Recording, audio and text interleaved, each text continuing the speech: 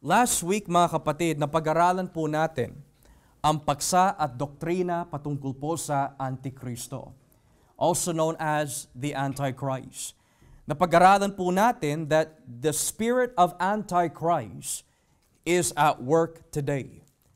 Siya po ay kumikilos po ngayon sa pamagitan po ng government, sa pamagitan po ng iba't ibang reliyon, at minsan ho, if not madalas rather, even within the church.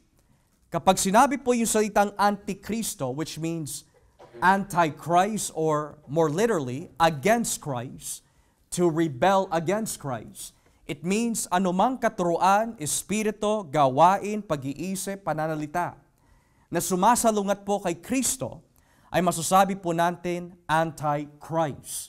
So ngayon sa ating modernong henerasyon, mula pa sa panahon po ni Kristo, at mula pa sa panahon po nila Abraham, nila Noah, at pati na rin po sa panahon ni Adan nung siya'y nagkasala, nandiyan na yung espiritu ng Antikristo. Ang lahat ng espiritu na kumakalaban po sa Diyos, sa kanyang batas, sa kanyang salita, ay masasabi ho natin Antikristo. Gayunpaman, napag-aralan din ho natin that may darating yung pinaka-persona ng Antikristo na kung tawagin ng Biblia, the Antichrist, in the singular. Na sa madaling salita, may lilitaw na Antikristo. Napag-aralan po natin, may mga iba-ibang klaseng interpretasyon in regards about the Antichrist. May mga naniniwala that the Antichrist ay hindi persona, kundi isang body of government, isang institution na kakalaban po kay Kristo on the very last day. Habang ang iba naman ay naniniwala na itong Antikristo na darating ay isang tao talaga. Lahat ng kasamaan na nakikita ho natin sa Biblia ay makikita sa taong yun. Kumbaga, kung si Satanas ay magkakatawan tao, yun ang magiging resulta ng Antikristo. So may mga naniniwala ho that ang Antikristo ay isang persona na darating at lilitaw. But nonetheless, kailangan din po natin malaman kung bakit po nasabi ni Juan patungkol po sa mga Antikristo na ito. Because maaari ho natin maitanong, dahil po sa talatang 19, may mga nabanggit ho dito na dati ho nila kasama in the church. Pero balang araw, they had defected from the faith. Na kung tawagin po sa Tagalog, tumiwalag sa pananampalataya. The word tumiwalag can be understood in several ways. To defect from the truth, to abandon the truth, to turn away from the truth, to separate oneself from the truth. Pero yung binanggit po niya dito na mga dati ho nila kasama na tumiwalag ay may espiritu ng Antikristo. Anong ibig sabihin po nun? Habang nagtuturo po yung pastor in Ephesus, nagsulat po si Juan to this church upang maibigay that the crisis na kanilang nararanasan ay nakasalalay sa doktrina. Nang ibig sabihin, yung mga taong tumiwalag ay hindi tumiwalag na walang rason. Sila po ay tumiwalag dahil meron silang doktrina na hindi pinangahawakan. At ano ho yun? Well, kung babasahin po natin dito sa talatang 22, ibaba po natin ang basa sa talatang 22, verse 22. At sino ba ang sinungaling? Ang taong nagsasabing hindi si Jesus ang Kristo. Siya ang Antikristo. Ayaw niyang kilalanin ang Ama at ang Anak. Ang taong hindi kumikilala sa Anak, hindi sumasa kanya ang Ama. Ngunit ang taong kumikilala sa Anak, sumasa kanya ang Ama. So ito po ay nagbibigay ho sa atin ng isang malinaw na pahiwatig that ang mga tumiwalag ay mga Antikristo by Spirit. Na sa madaling salita, hindi nila kinikilala na si Jesus ho ay Kristo. Hindi rin po nila kinikilala na si Jesus ho ay nagkatawang tao. At hindi din nila tinatanggap ang Trinidad. Kasi malinaw na sinabi sa talatang 23, ang taong hindi kumikilala sa anak, hindi sumasa kanya ang ama. Ngunit ang taong kumikilala sa anak, sumasa kanya ang ama. So kapag pala hindi nila tinatanggap ang tatlong persona, kapag hindi nila kinikilala si Kristo, hindi nila kinikilala ang ama, hindi nila kinikilala ang banal na Espiritu, sila'y anti-Kristo. So hindi sila tatagal sa iglesia. Ngayon, a second question, kailangan din po natin maitanong, gaano po ba kaimportante ang doktrina sa loob ng iglesia? Napaka-importante mga kapatid for several reasons. Number one, utos po talaga ng Diyos na upang tayo ho ay lumago sa pananampalataya at sa biyaya, kailangan po natin ng doktrina. Pangalawa, hindi ho natin magagawa na sumamba sa Diyos, sa Espiritu at katotohanan, kung wala yung katotohanan mula sa doktrina. Hindi rin natin makikilala kung sino ang Diyos, ang gawa ng Diyos, ang katangian at kalikasan ng Diyos, kung wala doktrina. So ngayon, dahil po sa pangangaral ng doktrina, lumitaw ang kulay ng mga nakasama nila Juan na may espiritu ng Antikristo. Nung maipangaral na si Jesus ay nagkatawang tao, nung maipangaral na si Jesus po ay Diyos na nagkatawang tao, nung maipangaral na si Jesus ang natatanging daan sapagkat siya ay Kristo o ang Kristo, hindi matanggap ng mga tao sa loob ng iglesia. Now, marami po dahilan kung bakit po maraming umaalis sa church. And let me just give you the common and practical reasons. Number one, maaaring nakatagpo po sila ng isang simbahan kung saan lalago ho sila sa pananampalataya at ipinapangaral naman ang salita ng Diyos na purong-puro. Mabuti ho yun. O pangalawa, maaari, kailangan po sila lumipat sa ibang bansa dahil doon po sila tinatawag ng Diyos upang magtayo ng iglesia o maaari sumali sa iglesia doon sa kanilang pinuntahan na lugar. Mabuti ho yun kung lalo na sila'y lumalago. Meron naman po umaalis dahil po for negative reasons. Maaari, natisod. Dahil may kinilos, may nasabi, may nakita ho sila na hindi dapat na makita sa isang Kristiyano. So dahil po doon, natisod. Meron naman umaalis dahil hindi nila tinatanggap ang katotohanan that napakasakit daw ng salita ng Diyos. Hindi mo sila madidiktahan, hindi mo sila maitutuwid, kaya umaalis na lang. Pero ang rason kung bakit po umalis ang mga ito ay dahil hindi nila matanggap kung sino si Jesus. Marami paniniwala ang tao patungkol po kay Jesus. Siya po ay Diyos ng pag-ibig. Siya ay manggagamot. Siya ang pinagmulan ng lahat ng kabutihan at pagpapala. So tanggap ng tao na ang Diyos ay mabuti, tanggap ng tao na si Jesus ay mapagmahal, maawain, mapagpasensya. Pero pag itinuro na ang Jesus ng Biblia na siya'y matuwid, siya ang makipot na pintuan, siya ang hukom balang araw, at hindi po niya tinotolerate ang kasalanan, kaya nagtalaga si Kristo ng, we could say, isang patakaran sa loob ng iglesia na kung tawagin church discipline, hindi na tinatanggap ng tao yung ganyang klaseng Jesus. Hindi nila tinatanggap yung Jesus na malupit. Hindi nila tinatanggap yung Jesus na mahigpit. Hindi nila tinatanggap yung Jesus na banal at matalas ang dila. Ang tinatanggap lang nila ay yung Jesus na magpapamper sa kanila, mag-aalaga sa kanilang mga pisikal na pangangailangan. Pero pagdating sa Jesus that demands commitment, yung Jesus that demands holiness, yun ang ayaw ng mga tao. Dito, hindi matanggap ng mga antikristo na dati nilang kasama. Dati nilang kasama sa iglesia, kasama sa mga pagtitipon, kasama sa banal na hapunan. Dati po nila kasama na tumiwalag dahil hindi nila matanggap na si Jesus ang Kristo. Si Jesus ang ikalawang persona ng Trinidad. Si Jesus ay Diyos na nagkatawang tao. So ngayon, ang tanong ni Juan, sino ang sinungaling?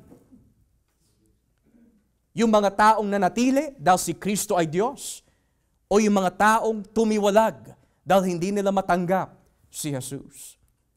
Na bago ho natin, himay-himayin po lalo ang talatang 19, makikita ho natin na bago ho maisulat ang unang Juan, marami na po talaga mga tao na nakakasama nila Pablo, nakakasama nila Jesus, at nakakasama na mga ibang kapatiran in the Bible, that may mga nakasama ho sila bilang mga manggagawa, pero balang araw, tumiwalag.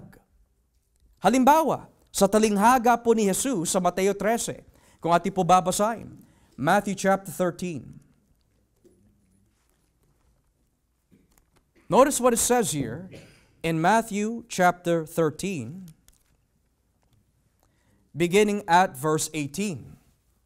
Mateo 13, talatang 18. Matthew 13, verse 18. Look what Jesus says. Pakinggan ninyo ang kahulugan ng talinghaga tungkol sa manghahasik.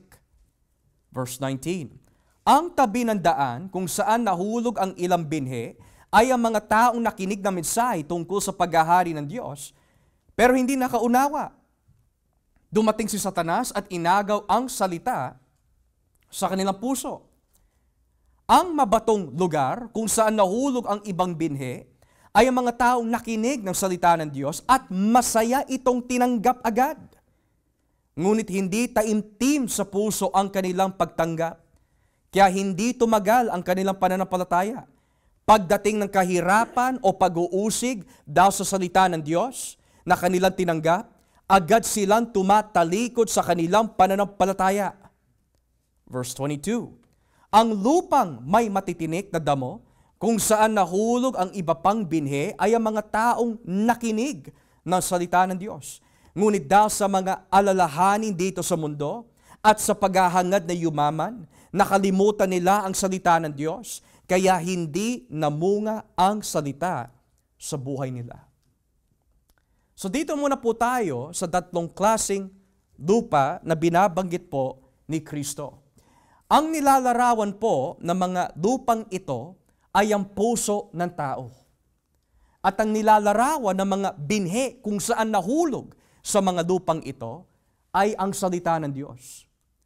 Sinasabi ni Kristo, bago pa ho mangyari ito, nagbigay na ng prophetical parable si Jesus. May mga tao ho na makakarinig ng salita ng Diyos at tatanggapin po nila sa kanilang tenga for a moment, at makasama ng iglesia for a moment, at makasama sa pagtitipon ng iglesia for a moment, at makasama sa banal na hapunan ng iglesia for a moment, pero pag dumating na ang pagsubok, at dumating na ang tukso, at dumating na ang paghihirap, hindi na nila kaya magpatuloy kay Jesus. Maaari, hindi sila nagpatuloy dahil sa pag-uusig na kanilang nararanasan. O maaari, meron sila mga minamahal sa buhay na hindi na nagpapatuloy kay Kristo, kaya hindi na rin sila nagpapatuloy. O maaari, hindi nila kaya na ibitawan ang salita ng Diyos dahil natatakot sila na mawalan sila ng pamilya, kamag-anak, asawa, anak, trabaho, o kaibigan. So sabi ng Biblia, tinanggap nila agad, pero hindi taimtim sa puso. Hindi tumimo sa puso. Narinig nila yung pangangaral. Maganda, maganda, maganda. Nahikayat po sila sa magandang pangangaral, pero hindi si Kristo ang kanilang tinanggap. Maaari yung husay lang ng mga ngaral ang kanilang tinanggap. O maaari ang kagandahan ng samahan sa church ang kanilang tinanggap. O maaari ang kagandahan ng church building ang kanilang tinanggap. Pero nung dumating na ang pag-uusig, hindi ho sila nagtagal. Yung una kanina, talagang masasabi ho natin, yan ang mga tao sa labas. Wala silang pakialam sa Ebanghelyo. They don't care about the Word of God. They don't care about Jesus. They don't care about the Bible. Kaya sabi ng Biblia, sila yung mga tao hindi nakakaunawa. It's not that they don't understand the language. It's not that they don't understand the message, but they fail to see the importance of Christ. Kaya agad kinukuha ng kaaway ang kanilang manaririnig. Nang ibig sabihin, mas naiimpluwensyahan po sila ng kaaway kesa ng Espiritu ng Diyos. Yung pangatlo is the thorny side. Sabi din ng Biblia, ito yung mga taong nakarinig na salita ng Diyos at tinanggap, kaya lang. Wala nagbabago sa kanilang buhay. Walang pagbabago sa kanilang pag-iisip, walang pagbabago sa kanilang ikinikilos, walang pagbabago sa kanilang tahanan, walang pagbabago sa kanilang marriage, walang pagbabago sa kanilang mga anak, walang pagbabago sa kanilang buhay. There's no change. Bakit ho?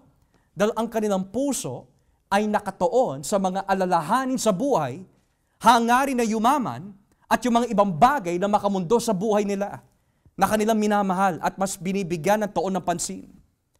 Kaya nagtataka sila, bakit ganito hindi namumunga? Wala nagbabago sa akin. Dahil hindi nila tinutulungan ang kanilang sarili to focus on Christ. Kapranggot lang ang kanilang binibigay sa Panginoon. Kaya hindi sila namumunga. Mas well-versed sila sa makamundong bagay, pero pagdating kay Kristo, pagdating sa salita ng Diyos, wala silang kaalam-alam. At kung may alam man sila, hindi pa rin sila dumalago dahil hindi tumitimo ang kanilang kaalaman sa kanilang puso. These are people na nakaharap ni Kristo. Tulad po yung young rich ruler.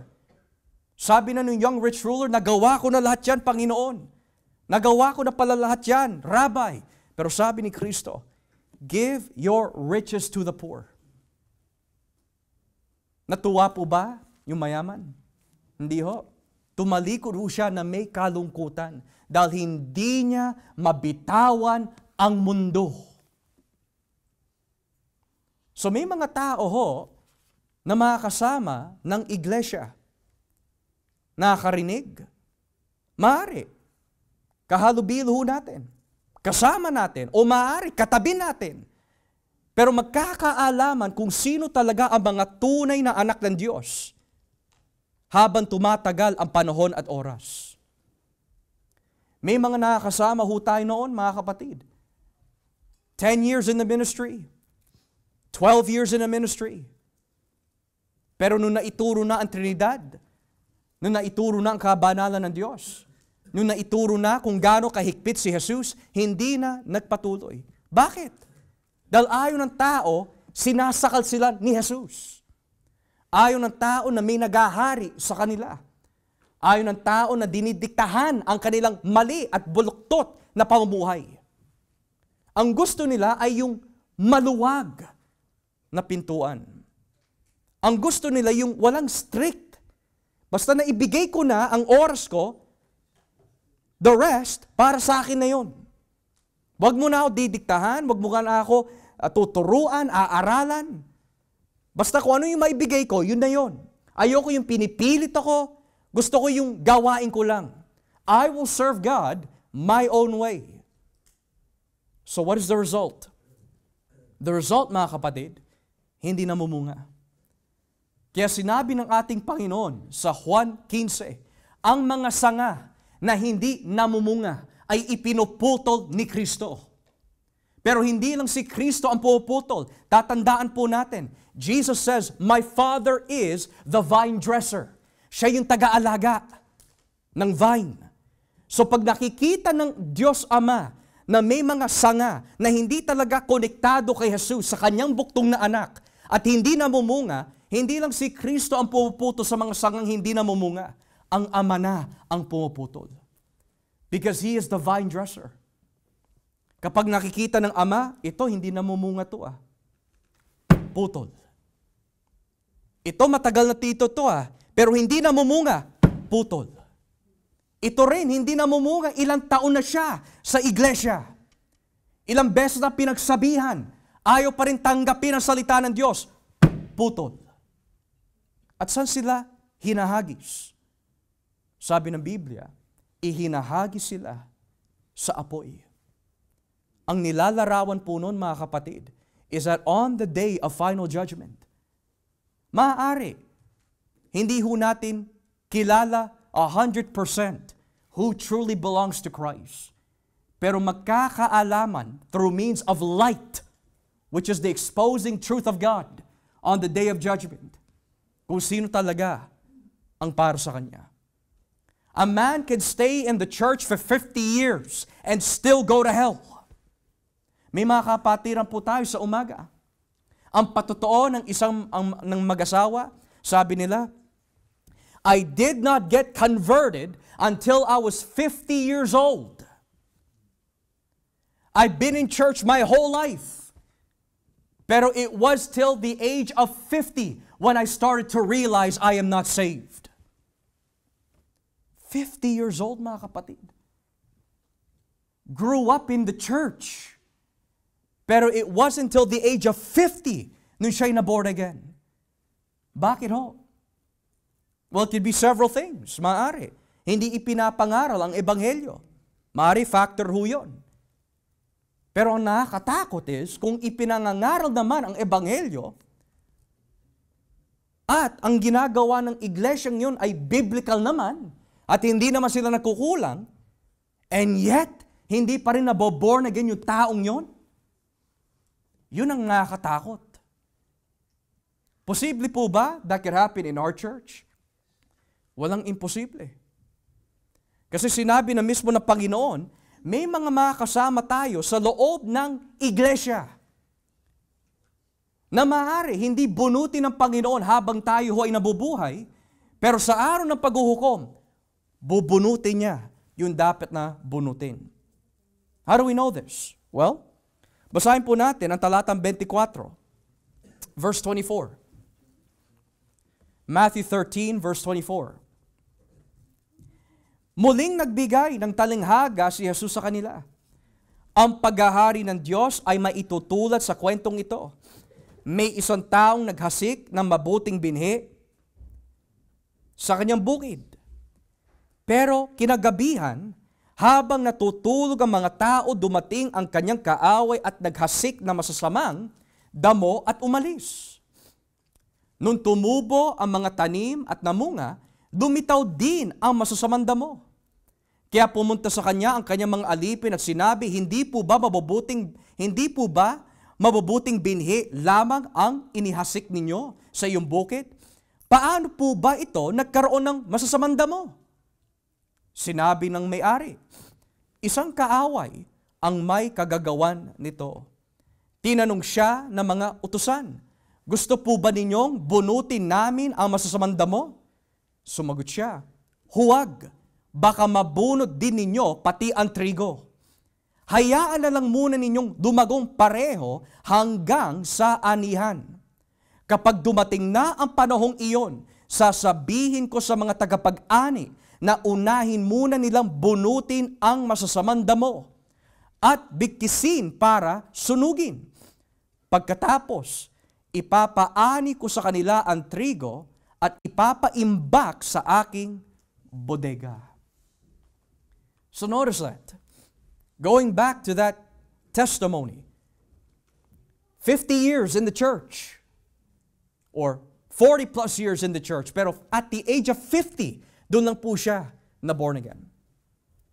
So posible, may mga kasama tayo.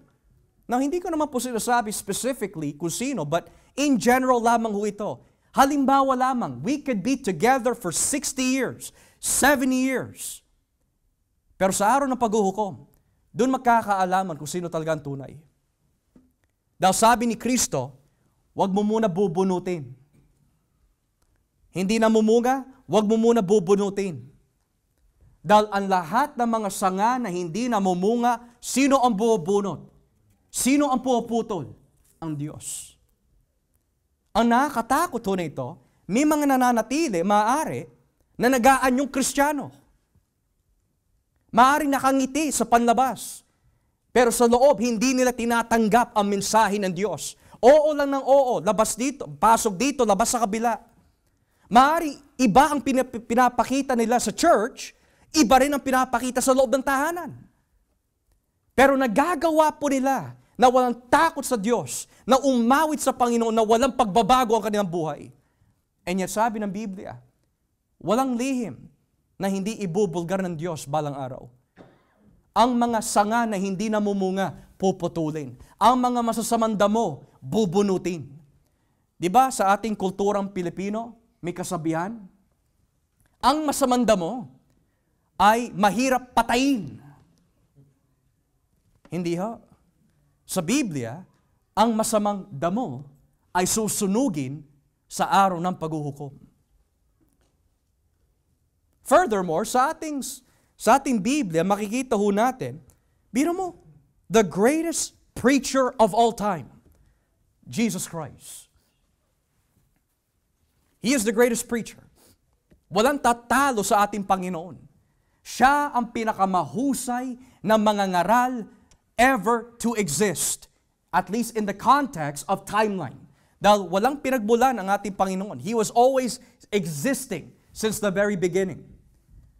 But what we mean by He is the greatest preacher that has ever lived is that walang katulad po ng ating Panginoon sa pangangaral, sa karunungan, sa scholarship, sa gentleness. Siya yung pinaka-gentle, mahinaon, matapang, sharp na preacher.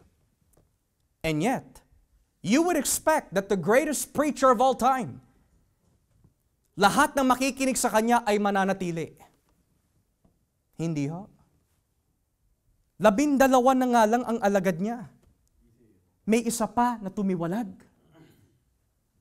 Yun ay ang ating Panginoon. Yun ang ministeryo ng ating Panginoon. Siya yung pinakamahusay na mangangaral. Kaya wag natin paliliwalaan, mga kapatid. Do not believe, mga kapatid, na kapag ang tao ho ay may kaloob na mangaral na mahusay, lahat na po pasok sa kanyang iglesia that God has given to him, mga tunay nga. If Jesus Christ, who is the greatest preacher, may isa doon na hindi tunay, how much more for us? Kaya wag natin sasabihin, lahat ng mga tao in John MacArthur's church, lahat ng mga tao at Steve Lawson's church, lahat ng mga tao in Jimmy Swaggart's church, lahat ng mga greatest preacher, wag natin sasabihin, lahat yun ay ligtas. Dahil kung si Kristo mismo, the greatest preacher, may isa pa na tumiwalag sa Kanya, how much more sa mga mangangaral that is not as great as Jesus? Kaya sabi ng Panginoon natin, sa kanyang priestly prayer sa John 17, idinadalangin ko sila at ang lahat ng ibinigay mo sa akin, wala kahit isa sa kanila ang napahamak, maliban lamang. May sinabi siya, 2 salita, maliban lamang. Sino yung tinutukoy po niya na maliban lamang, na mapapahamak? Sabi niya, maliban lamang sa anak na itinalaga para sa kapahamakan. Or let's take for example, John 6. Napakalinaw dito sa John chapter 6 kung ating po babasahin. John chapter 6.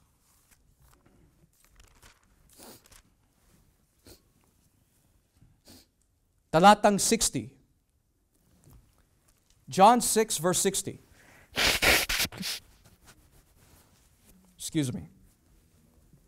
Sabi ng Biblia, nang marinig iyon ng mga tagasunod ni Jesus, marami sa kanila nagsabi, mabigat ang itinuturo niya. Sino ang makatanggap nito? Kahit na walang nagsabi sa kanya, alam ni Jesus na nagbubulong-bulungan ang mga tagasunod niya dahil sa mga itinuro niya. Kaya sinabi niya sa kanila, hindi ba ninyo matanggap ang mga sinabi ko? Now if you skip with me to verse 66, skip down to verse 66. Mula noon, marami sa mga tagasunod niya ang tumalikod at hindi na sumunod sa kanya. Kaya tinanong ni Jesus ang 12 apostol, kayo ba? Gusto rin ninyong umalis? Sumagot si Simon Pedro, Panginoon, kanino pa po kami pupunta? Kayo lang ang may mensaheng nagbibigay ng buhay na walang hanggan. Sumasampalataya kami sa inyo at alam namin kayo ang banal na sugo ng Diyos. Sinabi ni Jesus sa kanila, hindi ba't pinili ko kayo na 12? Pero ang isa sa inyo ay diablo. Ang tinutukoy ni Jesus ay si Judas na anak ni Simon Iscariote. Dahil kahit kabilang si Judas sa 12 apostol, tatraydorin niya si Jesus sa bandang huli. Notice those words. Kahit kabilang. Ano po ba si Judas Iscariote? Mangangaral ho siya. Manggagawa. Binigyan po siya ng Panginoon ng biyaya upang magpagaling at magpatotoo na tunay itong Jesus na kanilang pinapangaral. Ginamit siya ayon sa Mateo 10. So kabilang siya. Kaya lang, sabi ni Kristo, sa bandang huli, tatraydorin niya ang Panginoon. So ang tinitignan pala ng Panginoon ay hindi kung paano ka nagsimula. Ang tinitignan niya kung ano yung magiging resulta ng ating buhay sa huli o sa katapusan. It's not how you start, it's how you finish. Hindi sinabi ng Panginoon, he that endures to the beginning shall be saved.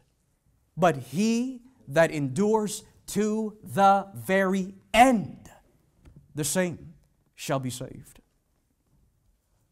It's not how you start that Christ looks at. It's how you finish. Kaya, kung si Kristo mismo nagsabi, kabilang to eh. Pero alam ko, balang araw titiwalag to. So, ang ibig sabihin pala ng pagtiwalag is not just to abandon Christian doctrine. Yung ibig sabihin pala ng pagtiwalag does not mean hindi na siya uma-attend ng church.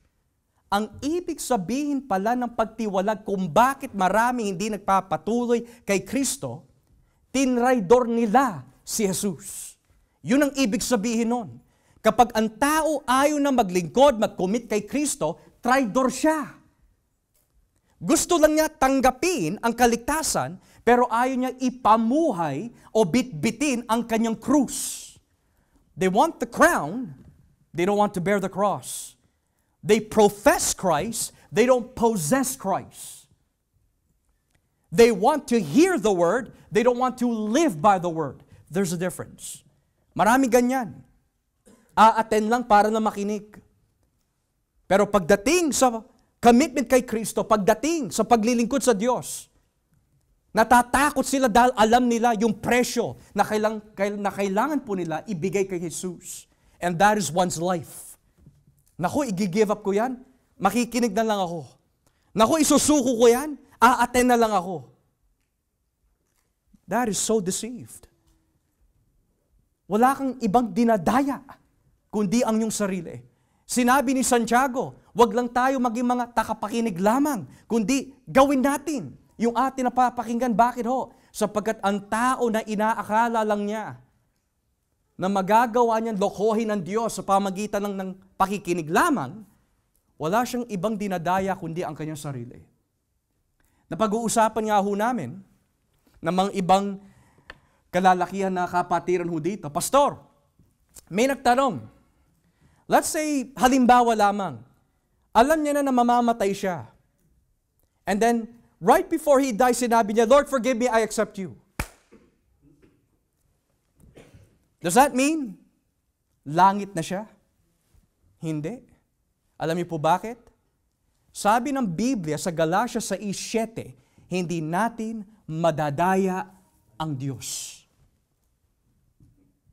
Kaya yung sabihin na natin, ako 30 seconds na lang ako mamamatay. 28, 29, Lord, I accept you, amen. Hindi ho ganon. Hindi natin madadaya ang Diyos. Kaya yung mga nagsasabi, saka na ako maglilingkod kay Kristo. Kung bawian ka ng buhay ngayon, ang buhay po natin ay parang hamog. O yung mga nagsasabi, maglilingkod ako kay Kristo, kaya lang, meron pa akong hinahabol. Kapag nakuha ko na yon, then I will give my life. Kung bawian ka ng Panginoon ng buhay. Kung hindi ka na gumising the next day, o biglang bigyan ka ng stroke ng Diyos, traidor ang tawag doon. Yun ang sinasabi sa 2 Timoteo 3. Sa huling araw, sinasabi ng Espiritu ng Diyos na magiging dangerous, which is the perilous times, that men will be traitors. What does it mean to be a traitor? It means you appear to be loyal, pero may motibo ka that is deceiving. Yun ang sinasabi ng Biblia dito. Kabilang si Judas sa kanila, pero alam niya, two things, siya ay diablo. That means, pag-aari siya ni Satanas, hindi siya pag-aari ng Diyos. Kaya yung mga nagsasabi na born again daw si Judas Iscariote, kahit kailan, saan natin makikita sa bagong tipan na ang isang born again Christian ay tinawag ng Diyos, diablo? Kapag totoo yon na ang born again ay tinatawag diablo, that means kinakalaban ni Jesus ang Espiritu Santo. Bakit ho? Dahil lahat ng mga anak ng Diyos, sumasa kanila ang banal na Espiritu, at kung tawagin mo ang isang tao na pinananahanan ng Espiritu, diablo, you are now blaspheming the Spirit.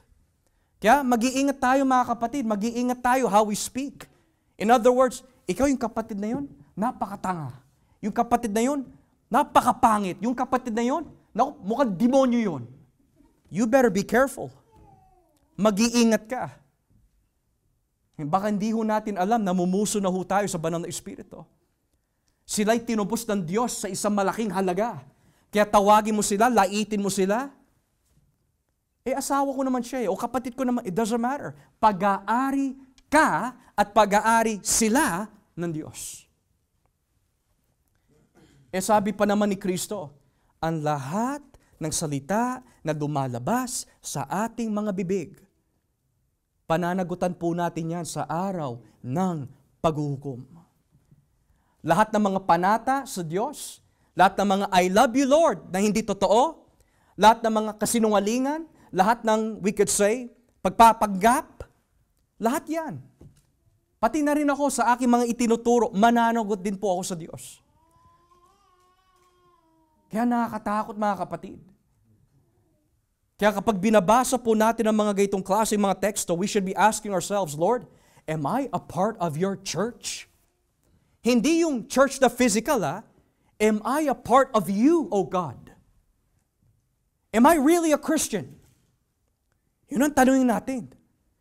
The next question after is, pagkatapos mo tanungin ang iyong sarili, kung ikaw ay talagang Kristiyano, the next question we should ask is this, ano ang pruweba ngayon na nagpapatunay ngayon? Ano yung bunga ngayon that I'm a Christian? Hindi yung noon. Hindi yung last week. Hindi yung last year. Hindi yung 4 years ago, 5 years ago. Hindi tinitignan ng Diyos yung mga nagawa natin 10 years ago. Ang tinatanong po ng Panginoon, what is the fruit now? Kaya, when we ask the question, when was the last time you shared to someone about the gospel? Oh, I remember those good times, about 15 years ago. When was the last time that you wept over your sins? Oh, I remember those times, about 3 months ago. When was the last time na talagang you are so eager and desperate to spend time in the Word of God? Good days, good days. Probably 3 weeks ago. Hindi tinitignan ng Diyos yung mga nakaraan natin. Ang tinitignan po niya, yung ngayon.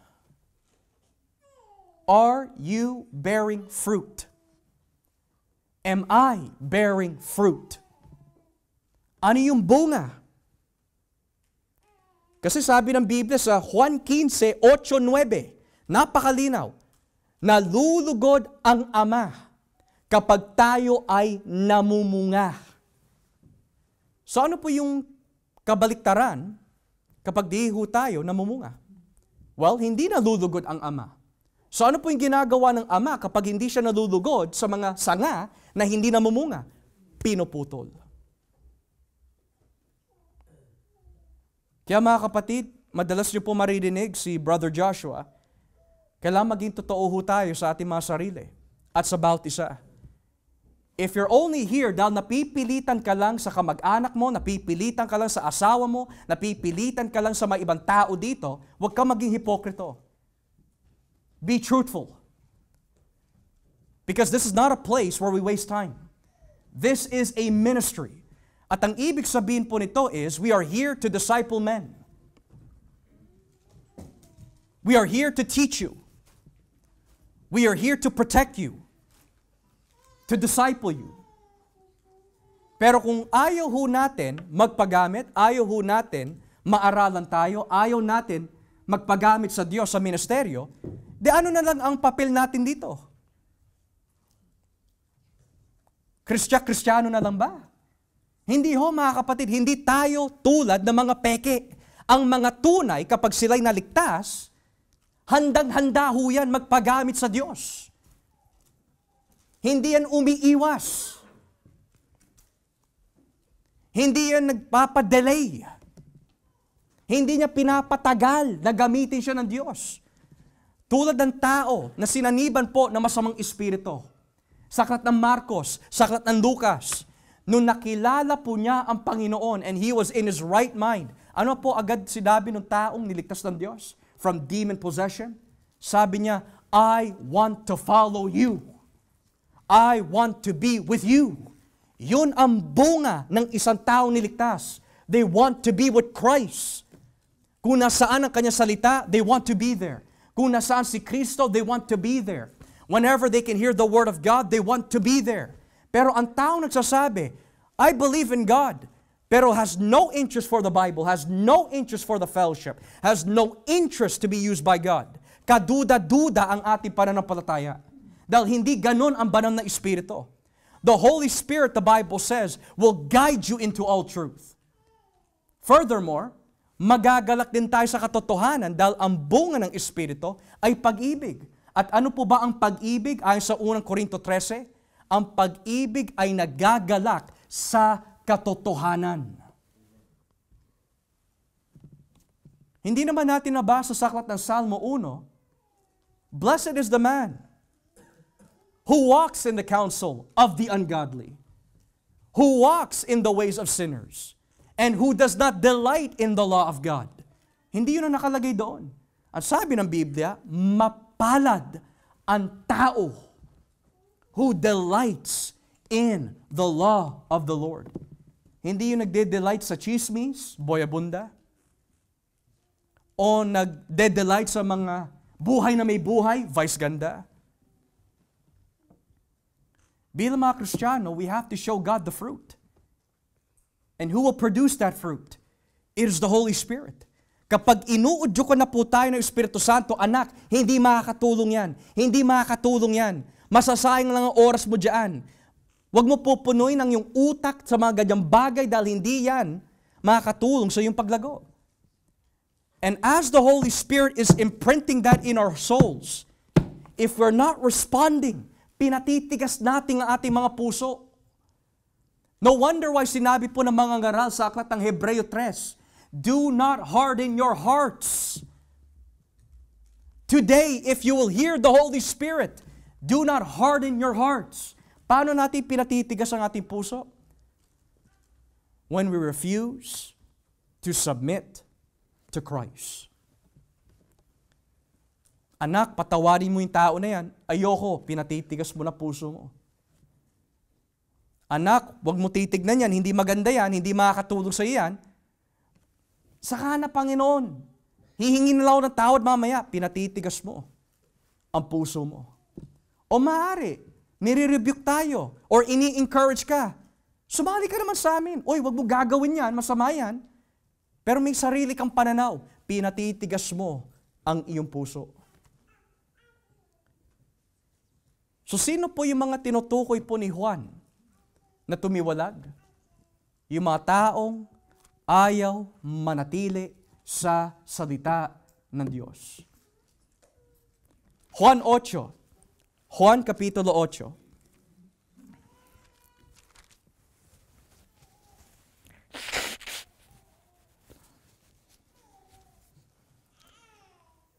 Talatang 30.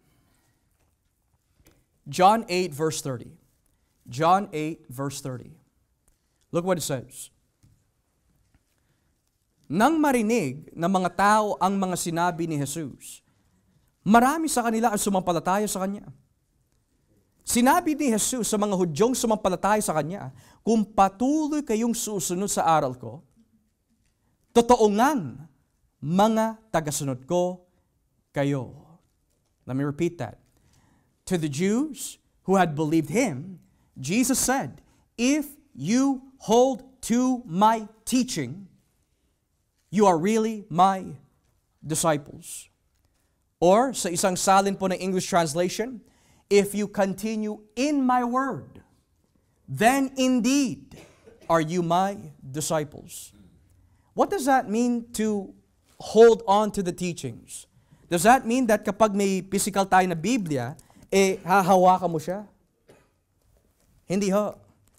The word na ginamit po dito for holding on is the Greek word meno.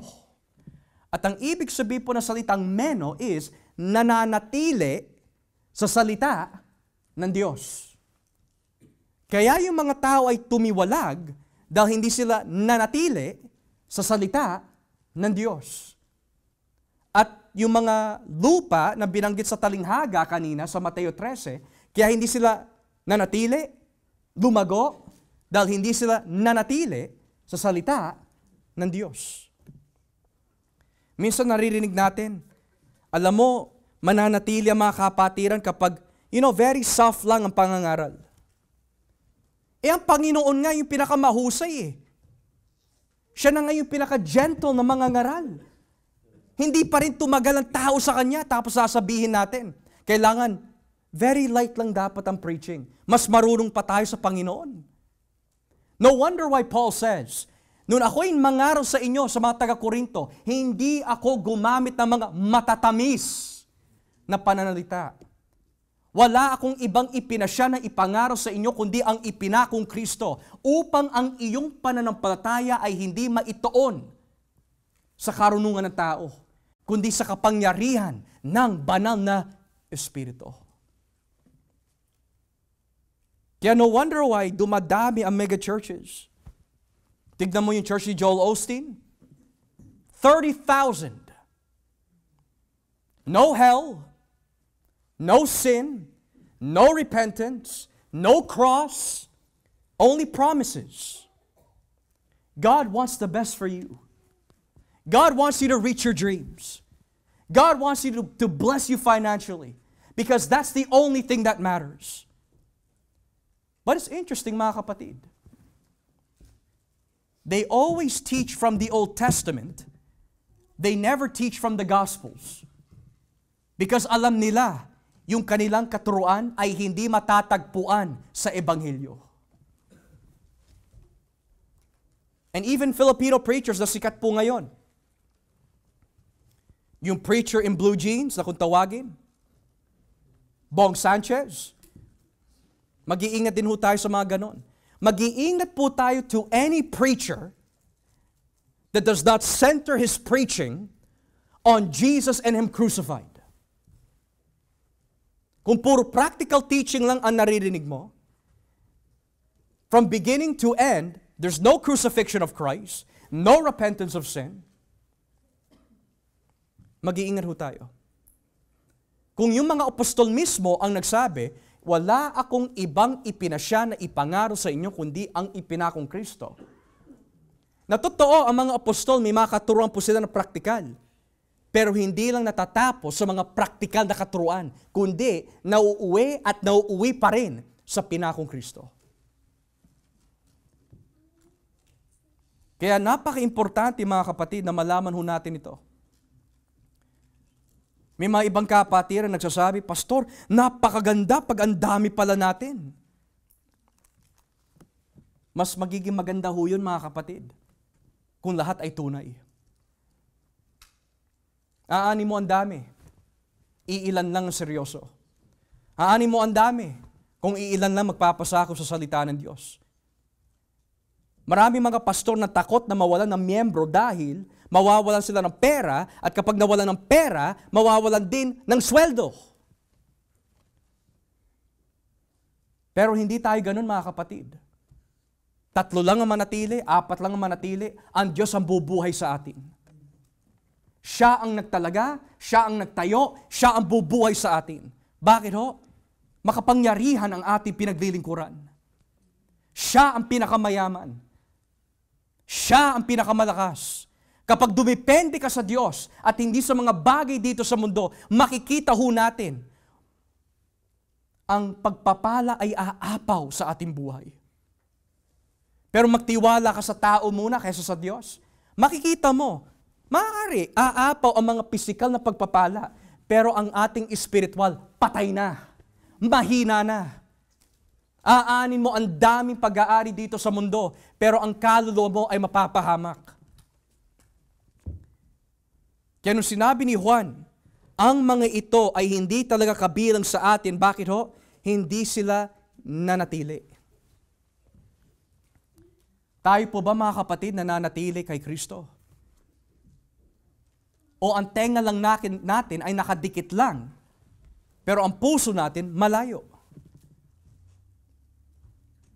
If there's one thing that I've learned at the Calgary Conference, mga kapatid, sa bawat pangangaral ng mga mangangaral po doon, regardless kung ano yung paksa po nila, the kingdom of God, the vengeance of the king, be born again, ang bawat mangangaral, bagamat iba-iba po ang kanilang paksa na kanilang pinapangaral, nauuwi ang mga mangangaral sa iisang sentence bago sila matapos mangaral. They look at the church. You must be born again. At sabi po nung isang mangangaral, biro mo, may workshop po na puro pastor. Nung umaten ho kami, sinabi po ng mangangaral, there may be some of you here who are pastors that are not even converted. Totoo ho yun. Kung tayo ho ay hindi nanginginig sa takot ngayon, kung ang mga pastor, posible na mangaral na hindi talaga sila born again, how much more po tayo?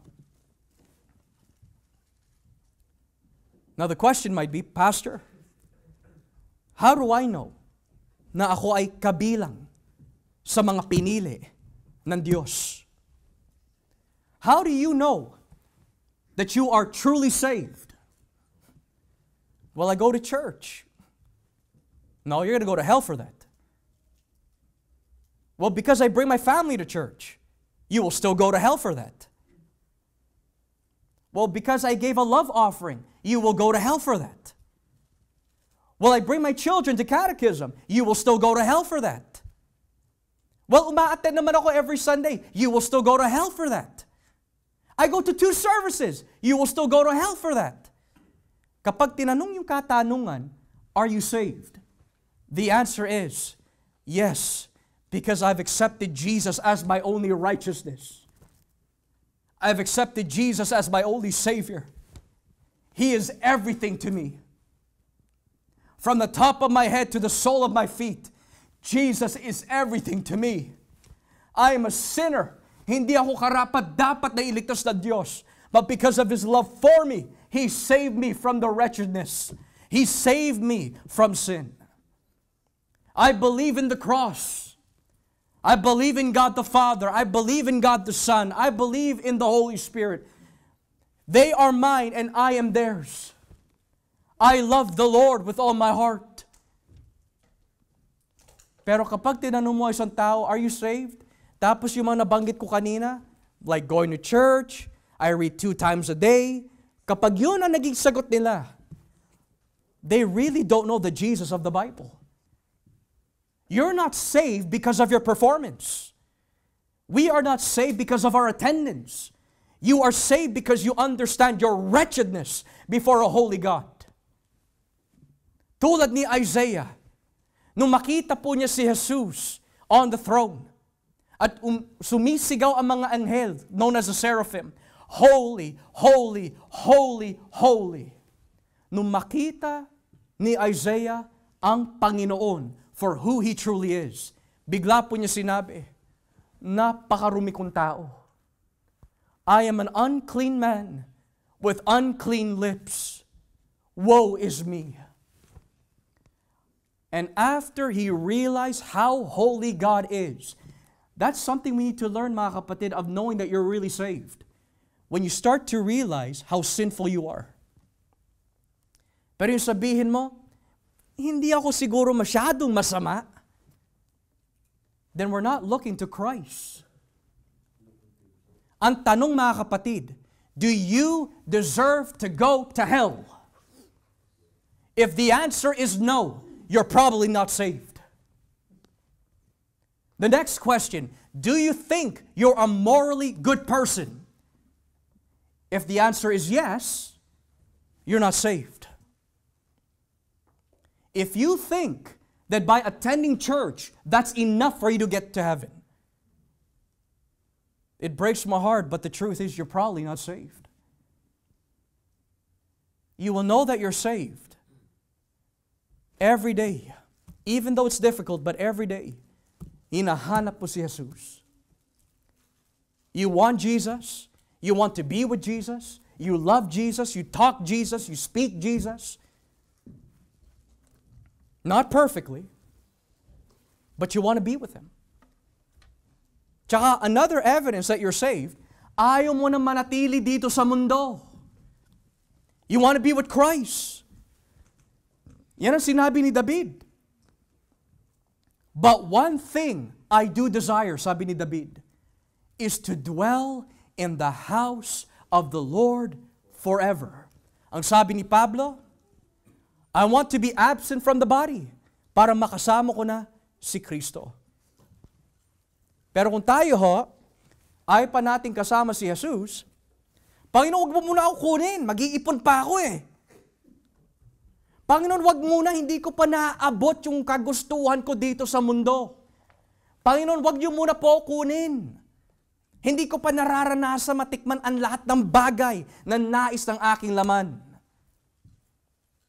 When you read the book of Revelation, the very last chapter, the very last few verses, ano po nakalagay doon? Come, Lord Jesus, come. Bumalik ka na.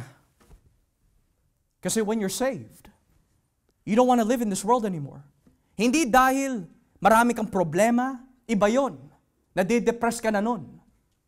Ayoko na mabuhay dahil ang daming problema. Hindi yun ang tinutukoy ng Biblia.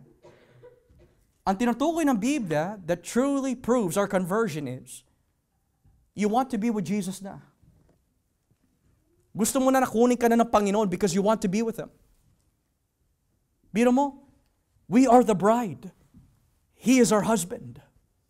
Do you not want to be with your husband? Does not the husband want to be with their bride?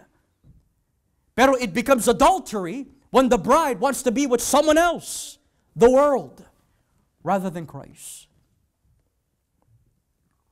So sino po yung tinutukoy ni Juan dito na tumiwalag? Yung mga tao that doesn't want anything to do with Jesus. The question this evening, mga kapatid, or this afternoon rather, bago po tayo magtapos, why does God allow this? Bakit hindi na lang po niya ipasok sa kanyang simbahan ang mga ligtas lang? Bakit may mga halong hindi ligtas? Why does God do this? Let me read a few quotes bago po tayo magtapos. John Calvin, ito po kanya sinabi, the trial of the church is useful and necessary sapagkat there is no good reason for worrying. Dahil the church is like a threshing floor and the chaff has to be blown so that the pure wheat may remain. This is what God does when He casts out hypocrites out of the church, for He cleanses it from rubbish and filth.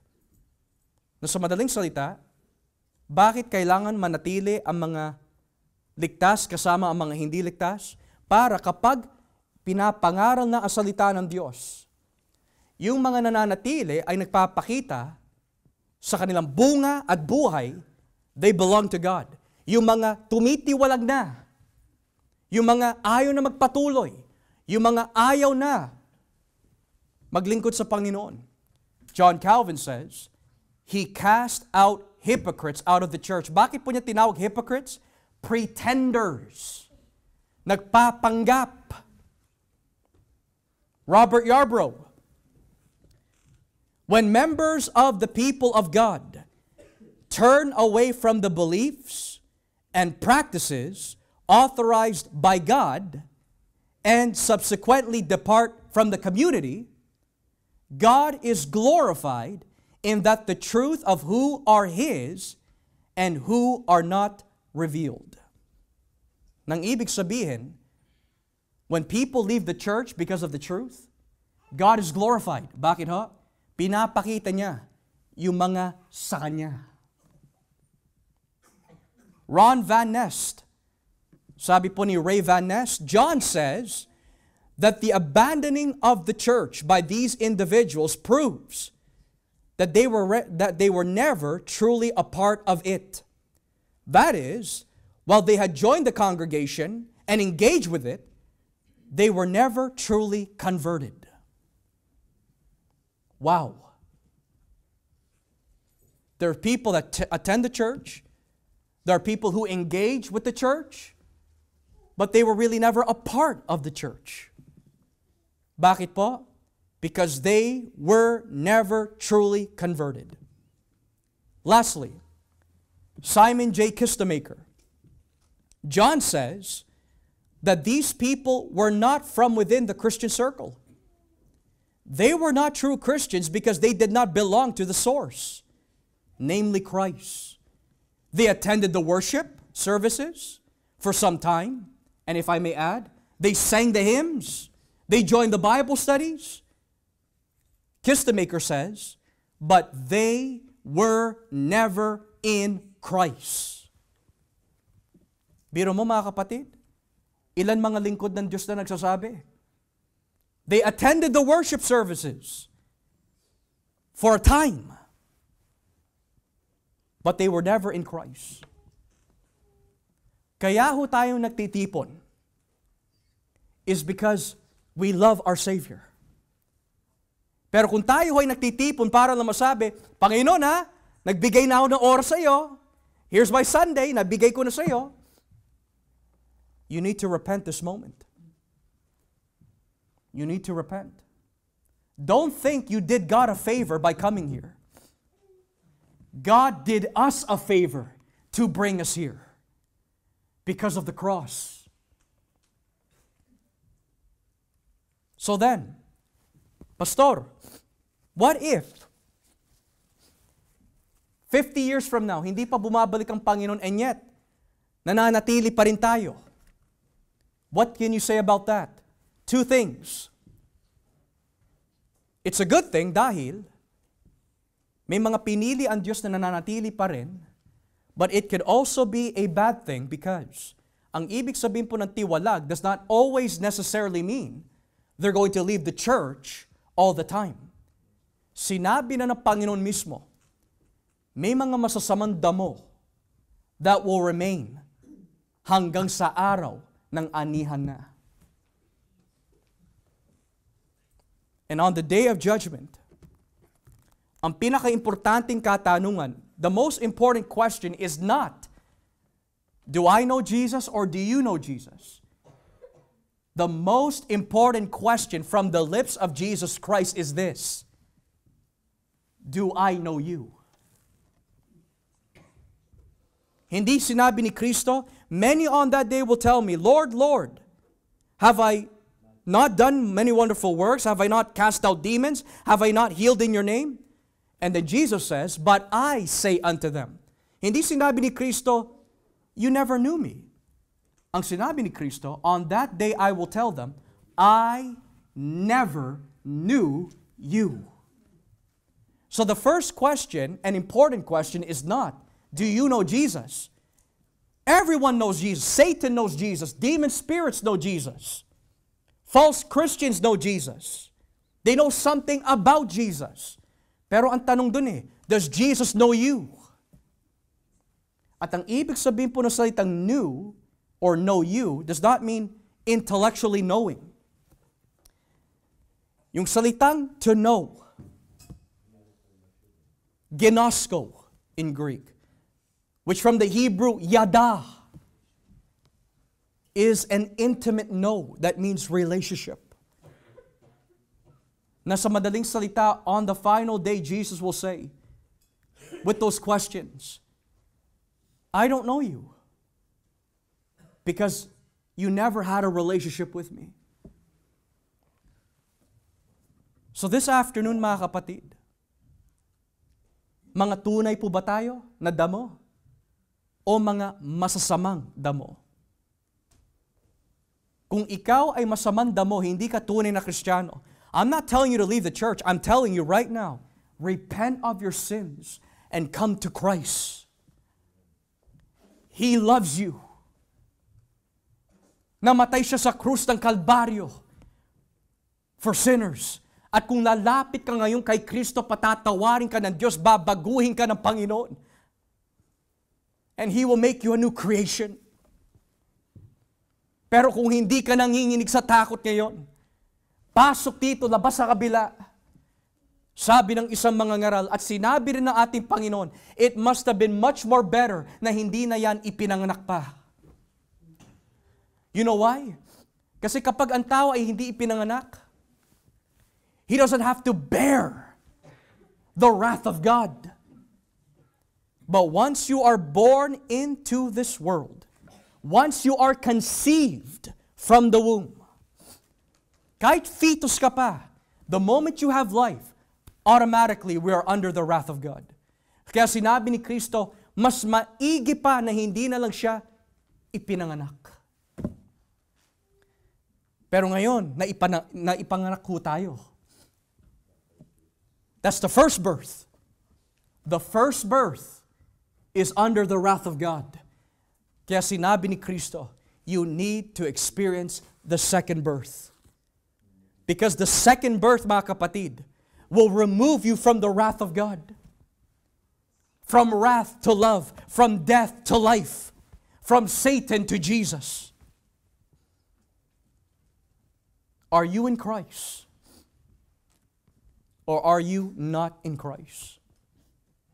Kung hindi po tayo na kay Kristo, run to Jesus. Come unto me, all you that are laboring and are heavy laden, and I will give you rest. Take my yoke upon you, for it is light and easy, and learn of me, for I am lowly in heart and meek, and you shall find rest to your souls. Ang manatili hanggang wakas, siya ang maliligtas. As we pray.